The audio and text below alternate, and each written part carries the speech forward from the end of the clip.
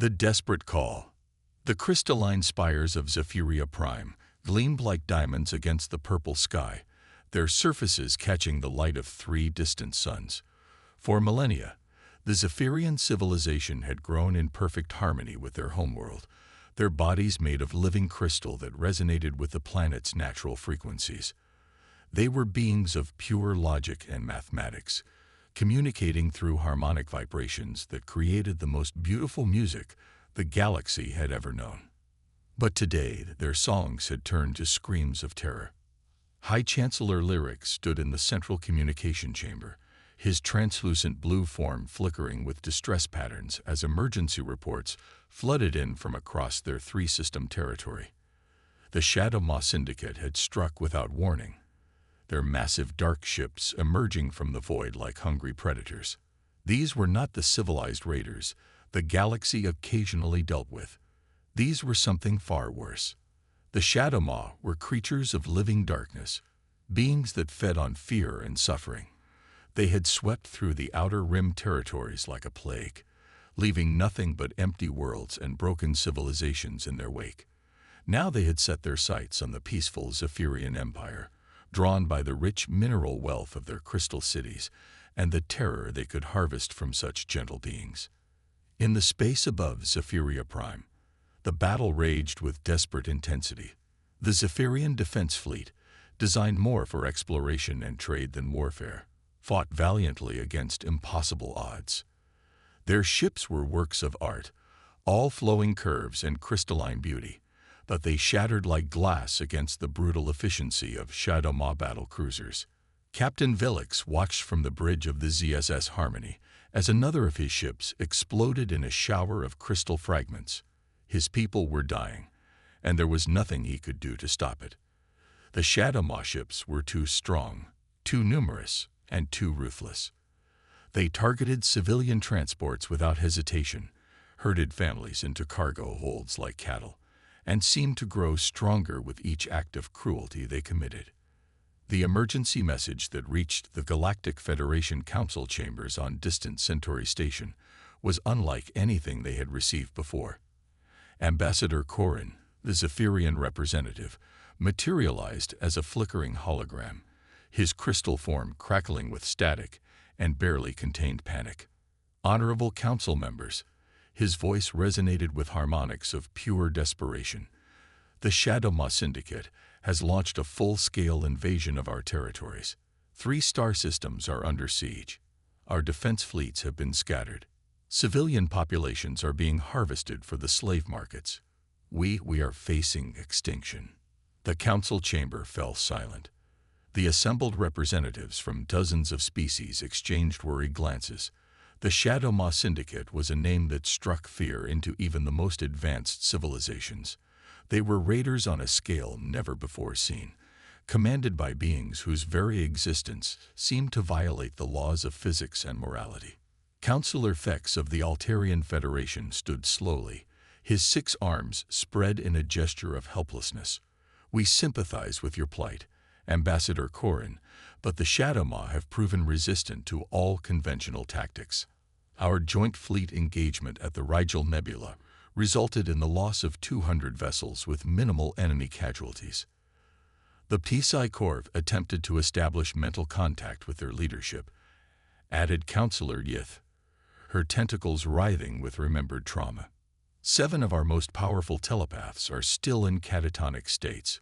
Whatever the Shadow Maw are, they exist partially outside our reality. Ambassador Corin's form flickered more violently. Then what would you have us do? Watch as our children are dragged away in chains. Listen as our cities are ground to dust beneath their ships. The uncomfortable silence stretched on until a new voice spoke from the shadows at the back of the chamber. Representative Sarah Chen of the Terran Union stepped forward, her simple human form looking almost primitive among the exotic aliens surrounding her. There might be another option, she said quietly. The assembled aliens turned to look at her with a mixture of curiosity and barely concealed disdain. Humanity was the newest member of the Galactic Federation, accepted only 50 years ago, and still viewed by many as an unfortunate necessity. Earth was classified as a Class XI death world, one of the most hostile environments known to support intelligent life. The fact that humans had not only survived but thrived on such a planet was seen as an amusing curiosity rather than a strength. The humans. Councillor Thex's voice carried clear skepticism. With respect, Representative Chen, your species has limited experience with large-scale space warfare. The Shadow Ma Syndicate represents a threat beyond anything your people have encountered. Sarah Chen smiled, and several aliens shifted uncomfortably at the predatory expression. It was an expression that came naturally to beings evolved from pack hunters, though most aliens failed to recognize it as such. That may be true, she said, but we have experience with something the rest of you don't. We know how to fight when everything is trying to kill us. We know how to win when the odds are impossible. And we know how to make our enemies regret ever crossing us. Aboard the UES Thunderstrike, flagship of the Terran Defense Force's 3rd Fleet, Captain Elena Vasquez reviewed the emergency transmission from the Galactic Council. The message was brief and to the point. 3 Zephyrian star systems under attack by the Shadow Ma Syndicate. All conventional forces having failed, immediate assistance requested. Elena was a veteran of the resource wars that had raged across Earth's solar system 20 years earlier. She had commanded ships in the asteroid belts where one mistake meant death by vacuum, radiation, or collision. She had fought battles in the crushing gravity wells of gas giants and the scorching proximity of Sol itself. She understood warfare in ways that beings from gentler worlds could never comprehend. Signal the fleet, she ordered her communications officer. All ships are to prepare for immediate departure. Inform Admiral Rodriguez that we're moving to full combat readiness. Lieutenant Commander Marcus Webb, her tactical officer, looked up from his displays with concern. Captain, we're talking about 3 full star systems under siege. Intelligence reports suggest the Shadow Ma have at least 500 combat vessels in that region. Elena turned to face him, and Webb saw something in her eyes that reminded him why humanity had earned its reputation among the stars. It was the look of a predator that had just found worthy prey. Then we better make sure we bring enough ammunition, she said.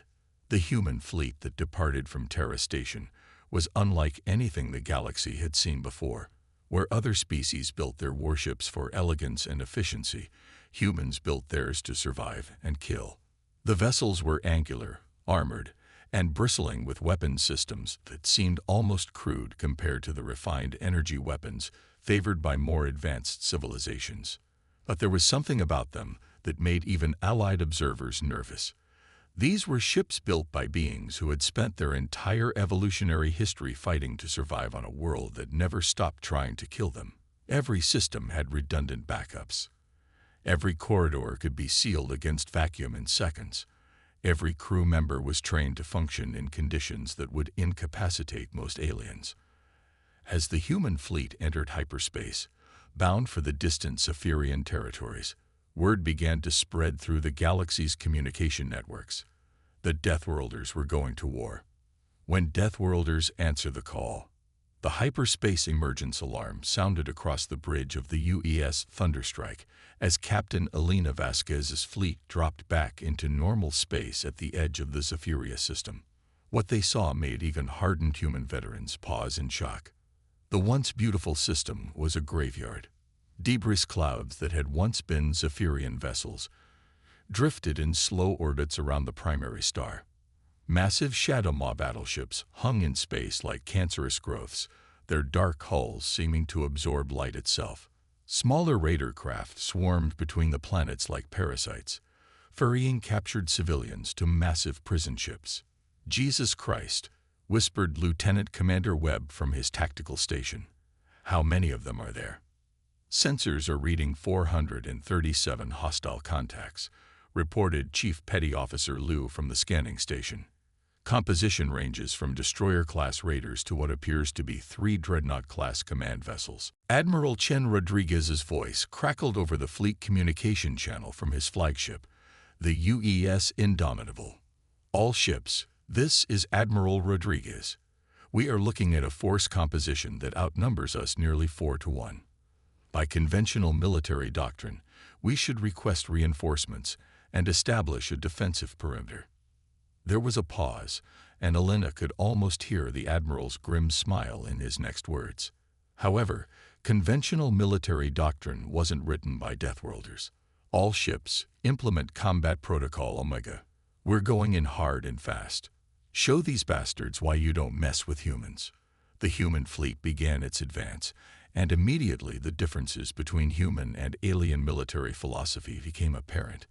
Where other species would have formed elegant battle lines and engaged at maximum range with precision energy weapons, the humans came in like a pack of wolves. The lead elements were destroyer-class vessels, their hulls scarred from countless battles, and their weapon systems glowing with barely contained energy. Behind them came the heavy cruisers and battleships, their massive forms bristling with missile tubes and kinetic cannons. And weaving between them all were the fighters, single-seat craft piloted by humans who treated three-dimensional combat as naturally as walking. The Shadow Maw response was immediate and overwhelming. Dark energy beams lanced out from their formation, weapons that could drain the life force from entire crews and turn ship hulls into brittle, lifeless metal. Several human vessels took direct hits, their armor plating blackening and beginning to crumble. But then something happened that the Shadow Maw had never encountered before. The human ships kept fighting. Aboard the destroyer UES Relentless, Captain Maria Santos watched her forward armor plating dissolve under Shadow Maw fire. Emergency klaxons wailed as atmospheric pressure dropped in 3 compartments, but her crew responded with mechanical precision.